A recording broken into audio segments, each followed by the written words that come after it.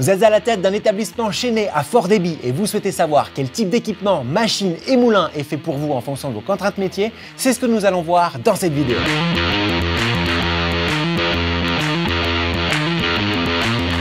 Alors nous avons vu avec Nicolas les différents critères pour sélectionner sa machine et son moulin adapté à son type d'établissement. À présent, cas concret, Nicolas, j'ai, on va dire une chaîne d'établissement, une chaîne de coffee shop. Quelle est la machine qui est la plus adaptée à mes problématiques spécifiques? Clairement, dans la gamme Victoria Arduino, beaucoup de machines peuvent répondre à cette question-là, que ce soit Black Eagle Maverick, Eagle One, White Eagle, beaucoup de machines. Mais je crois que maintenant, sans hésiter, j'irai beaucoup plus vers l'Eagle Tempo, qui est derrière nous, puisqu'elle est, en fait, l'usine l'a conçue pour les chaînes, avant tout pour des applications de ce type-là. Pourquoi? Parce que c'est une machine qui se veut versatile dans son offre, c'est-à-dire qu'elle peut aussi bien avoir l'égouttoir en position haute ou en position basse pour passer des grands gobelets et donc faire de la vente à emporter. De manière très simple, la machine est versatile. C'est une machine qui est multi-chaudière, donc qui va permettre d'avoir une très belle qualité café, quels que soient les débits d'eau chaude et vapeur qu'on va lui demander à côté, pour les boissons gourmandes par exemple, pour chauffer du lait. Et un point très important, elle est équipée d'une grosse chaudière eau chaude vapeur avec une pression de service très haute, 2 bars, qui est vraiment une spécificité de Victoria Arduino sur le marché aujourd'hui, qui permet d'avoir une production de mousse de lait de très haute qualité, avec très peu de charge en eau, en humidité, et avec une montée en lait très rapide. Donc, on a avec une machine comme l'Eagle Tempo des performances de rapidité de service qui sont super intéressantes. Machine également très simple d'utilisation, 5 touches, comme ça on a ses repères quand on n'est pas un professionnel avec tous les coffee skills. Clairement, une des contraintes des chaînes, c'est la gestion du personnel. Beaucoup de turnover. Et beaucoup de turnover. Donc, qui dit beaucoup de turnover dit difficulté de former toujours de manière très professionnelle les opérateurs qui vont être devant la machine. Par contre, j'ai besoin d'un cahier des charges qui est précis. C'est-à-dire que j'ai besoin de délivrer toujours les mêmes types de boissons parce que mon client, il vient pour ce concept-là. Ouais. Quelles sont les solutions que tu Alors, proposes? et clairement, le consommateur vient pour avoir un produit qui sera répétable parce qu'il va retrouver dans votre chaîne exactement la boisson qu'il avait dans le même type de coffee shop dans une autre ville, par exemple. Donc, pour cela, la machine va aider à produire des machines sur un concept de standardisation avec ce qu'on appelle une pré-infusion du café, toujours la même, pour que le café soit bien préparé à l'infusion. Ça, c'est quelque chose qui est transversal chez Victoria Arduino aujourd'hui, mais qui est encore plus important pour la partie chaîne de café pour avoir cette standardisation de la qualité, sans pour autant, encore une fois, que le barista ait une expertise énorme, parce que la machine corrige en fait un petit peu les défauts que pourrait apporter dans la manipulation le barista. Donc ça, c'est très important. La machine également a la fonction auto-purge, donc quand on enlève le porte-filtre, elle flush toute seule.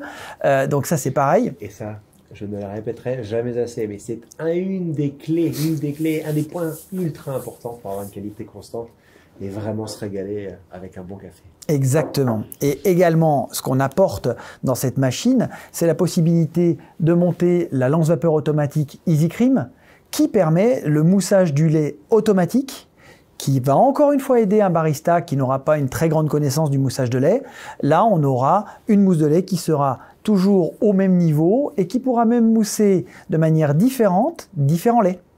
Lait végétal, jus végétal, on peut même dire, lait de vache. En tout cas, il y a suffisamment de possibilités de programmation dans la machine pour que ces standards soient mis en mémoire et qu'ils soient répétables shot après shot. Au niveau ergonomique, est-ce qu'on a d'autres points clés essentiels ou en tout cas avantageux avec la Tempo, avec la dernière machine? Oui, on a vraiment une interface d'utilisation très sympa et très simple au niveau des gâchettes vapeur, puisque on a des vapeurs, ce qu'on appelle des vapeurs électriques, qui permettent vraiment par un simple petit mouvement sur la gâchette de lancer et d'arrêter les vapeurs. Donc c'est très bien pour éviter les troubles musculo-squelettiques.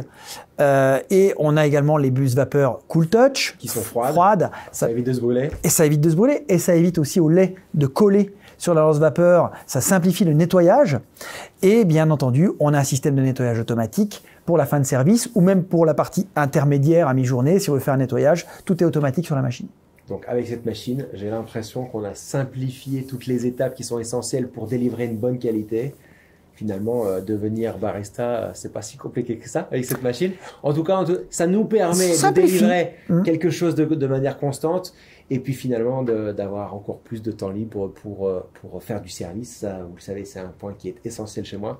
Et surtout, ça garantit, ça verrouille tout ce que l'on pourrait oublier par manque de pas forcément de manque de professionnalisme, mais par manque de repères quand on n'est pas exactement au quotidien un professionnel, mais qu'on vient juste pour un job ou quelques heures par semaine. Et toujours faire un service de haute qualité, parce que la machine permet de livrer vraiment quelque chose de haute qualité avec une connaissance limitée, je vais tenter de dire. Nicolas, au niveau design, est-ce que cette machine, elle est tout aussi sexy que les machines qui sont vraiment les machines, les petits bijoux pour le coffee shop, vraiment l'établissement spécialisé? Est-ce que cette machine, la nouvelle, la Tempo, elle a ce côté sexy qui va attirer le client? Je l'espère et je le crois. Non, je pense que c'est encore une fois. On peut la mettre en facing devant les gens? Bien sûr, c'est une machine qui a été conçue encore une fois, comme toutes les machines Victoria Arduino, pour pouvoir attirer l'œil du convive. L'important, quand on rentre dans une chaîne de café ou un coffee shop, c'est de suggérer par la qualité du design de la machine que on travaille avec des éléments de qualité et que finalement on arrive là et on aura une promesse de qualité dans la tasse. Donc pour nous, le design est très important pour suggérer que tout ce qui est traité dans l'établissement sera de qualité. Au niveau du moulin, est-ce que tu peux nous aiguiller? Parce qu'évidemment, on l'a cité, on a des problématiques de turnover de personnel.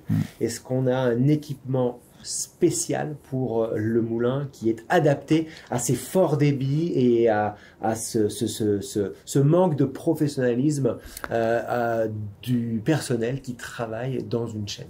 Oui, je pense que là, le moulin, plus que jamais, est prépondérant dans le choix de l'équipement café. On n'y pense pas assez souvent. Ah oui, mais là, on le met trop de côté parce que souvent, on n'a plus de budget quand on arrive à la ligne moulin. Mais je crois qu'il est primordial dans le choix que l'on doit faire parce que le moulin, une fois qu'il a été réglé, il doit sortir une mouture constante. Parce que le personnel qui est derrière la machine n'est pas là et n'a pas la capacité de pouvoir régler le moulin plusieurs fois dans la journée comme dans un coffee shop de café de spécialité. Donc il faut que le moulin, il ait la promesse d'une distribution constante toute la journée. Pour ça, je pense qu'il faut vraiment partir sur le moulin Mythos. Le moulin Mythos qui a été conçu réellement pour ça. C'est-à-dire que on a vraiment fait un choix technologique dans ce moulin de réguler la température des meules pour que du début à la fin du service, la dilatation des meules soit la même et qu'on puisse avoir une mouture identique. Et d'avoir un moulin qui puisse faire une mouture constante parce qu'il ne tourne pas trop vite, donc il fait une belle mouture, mais pour autant il a des grosses meules. Donc comme il a des grosses meules, il a quand même un gros débit. Gros meule, gros débit. Exactement. C'est moi, mot technique. J'imagine qu'on a aussi la solution du coup pour le tassage. Évidemment, ça c'est essentiel dans une chaîne pour limiter les problématiques d'un barista à l'autre.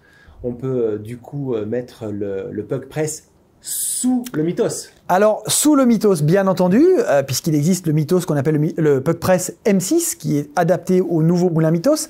Alors, on le met en dessous tel un socle. Ça fait un magnifique workflow en fait d'utilisation de la machine, mais il existe aussi des Pug Press qui se mettent à côté du moulin. Après, c'est vraiment un parti pris de design, parce que et de mètre carré, exactement. Encore une fois, on le dit souvent, le mètre carré coûte cher, donc on essaye de compacifier un petit peu les choses, d'où souvent le choix du Pug Press qui va sous le moulin à café.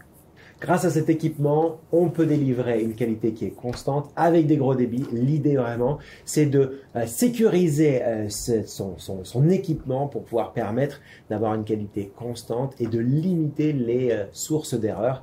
Et là, tu nous as expliqué quel était l'équipement vraiment adapté aux contraintes d'une chaîne. On passe au sujet suivant. Exactement.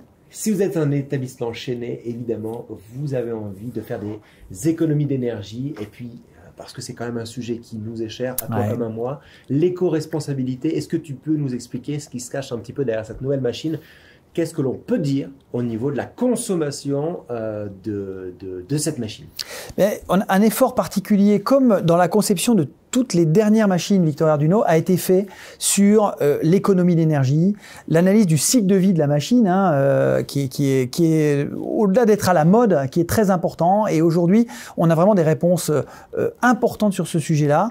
On sait, on l'a mesuré et on a tous les chiffres pour ça. Cette machine consomme 35% de moins que les machines équivalentes sur le marché. Ça veut dire quoi? Ça veut dire que sur une machine comme ça, qui va fonctionner à gros débit, on parle d'économie de 1 000 € par an d'électricité. Donc c'est loin d'être négligeable. Les établissements aujourd'hui de restauration ont des obligations qui vont devenir législatives d'abaisser leur consommation énergétique année après année. On veut être un acteur de ça. Donc on conçoit des machines qui sont constantes, qui donnent une bonne productivité, mais qui respectent ça par des concepts internes qui ne sont pas simplement mettre une petite isolation à un endroit pour éviter la déperdition. Non, c'est pas simplement ça. Ça va au-delà. Ah, ça va bien au-delà. Le concept, c'est de chauffer la bonne quantité d'eau au bon moment quand il y en a besoin. C'est ça notre concept.